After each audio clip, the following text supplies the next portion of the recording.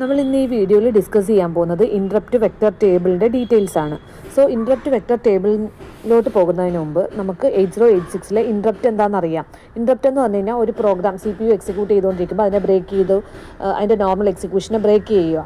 Okay, എന്നിട്ട് നമ്മൾ വേറൊരു റുട്ടീൻ എക്സിക്യൂട്ട് ചെയ്യുക. ആ റുട്ടീനെ നമ്മൾ പറയും ഇൻട്രപ്റ്റ് സർവീസ് റുട്ടീൻ എന്ന് പറയും.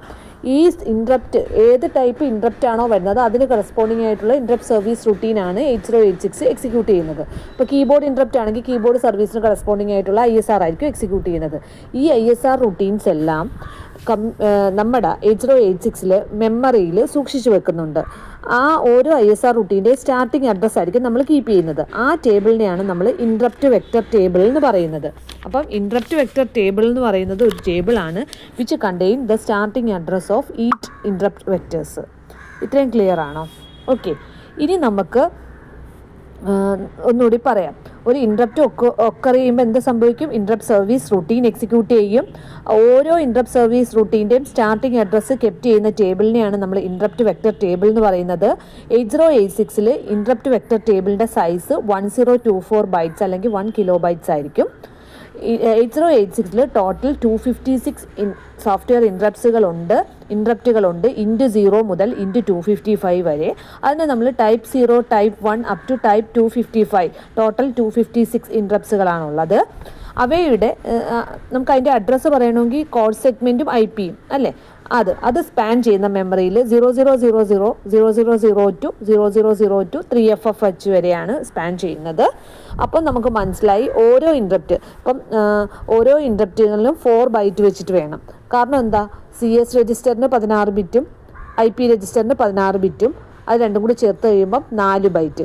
അപ്പം *5 ഇതിൻ്റെ ലൊക്കേഷൻ ഏതാണെന്ന് ചോദിച്ചു കഴിഞ്ഞാൽ ISRൽ ആ സ്റ്റാർട്ടിംഗ് അഡ്രസ്സ് ഇടണമെങ്കിൽ 5 × 4 ചെയ്യേണ്ടി വരും. കാരണം ഒരു ഇൻട്രപ്റ്റിന് കറസ്പോണ്ടിങ് 4 ബൈറ്റാണ് മെമ്മറിയിൽ എടുക്കുന്നത്. ഓക്കെ, അപ്പം മെമ്മറിയുടെ സ്റ്റാർട്ടിങ് മുതൽ 3FFH വരെ ഈ ഇൻട്രപ്റ്റ് സർവീസ് റുട്ടീന് വേണ്ടിയിട്ട് റിസർവ് ചെയ്ത് വെച്ചേക്കുവാണെന്ന് പറഞ്ഞു. അത് നിങ്ങൾ നോക്കുമ്പോൾ നിങ്ങൾക്ക് കാണാൻ പറ്റും. ആദ്യം നമ്മൾ നോക്കിക്കഴിഞ്ഞാൽ നമുക്ക് ആദ്യം ഒരു 5 ഇൻട്രപ്റ്റുകൾ നിങ്ങൾ നോക്കിക്കഴിഞ്ഞാൽ അത് ഓരോന്നിനും റിസർവ് ചെയ്ത് വെച്ചിരിക്കുക. *0 അല്ലെ ടൈപ്പ് 0 ഇൻട്രപ്റ്റ് എന്ന് പറഞ്ഞാൽ ഡിവിഷൻ ബൈ 0 വരുമ്പോൾ ഉണ്ടാകുന്ന ഇൻട്രപ്റ്റാണ് ടൈപ്പ് 0 ഇൻട്രപ്റ്റ്. ഓക്കെ, ഇനി നമ്മുടെ പ്രോഗ്രാമിൽ സിംഗിൾ സ്റ്റെപ്പ് എക്സിക്യൂഷൻ ഇല്ലേ? സാധാരണ നമ്മൾ ഡീബഗിങ് റുട്ടീനിലാണ് സിംഗിൾ സ്റ്റെപ്പ് എക്സിക്യൂഷൻ എന്ന് വെച്ചാൽ ലൈൻ ബൈ ലൈൻ നമ്മൾ എക്സിക്യൂട്ട് ചെയ്തിട്ട് എറർ ചെക്ക് ചെയ്യുന്ന ആ കേസിന് വേണ്ടിയിട്ടാണ് ടൈപ്പ് 1 ഇൻട്രപ്റ്റ് റിസർവ് ചെയ്ത് വെച്ചിരിക്കുന്നത്. ടൈപ്പ് 2 നോൺ മാസ്കബിൾ ഇൻട്രപ്റ്റിന് വേണ്ടിയിട്ട്, ടൈപ്പ് 3യും ഇൻഡ് ഇൻസ്ട്രക്ഷന് വേണ്ടിയിട്ട് റിസർവ് ചെയ്ത് വെച്ചിരിക്കുക.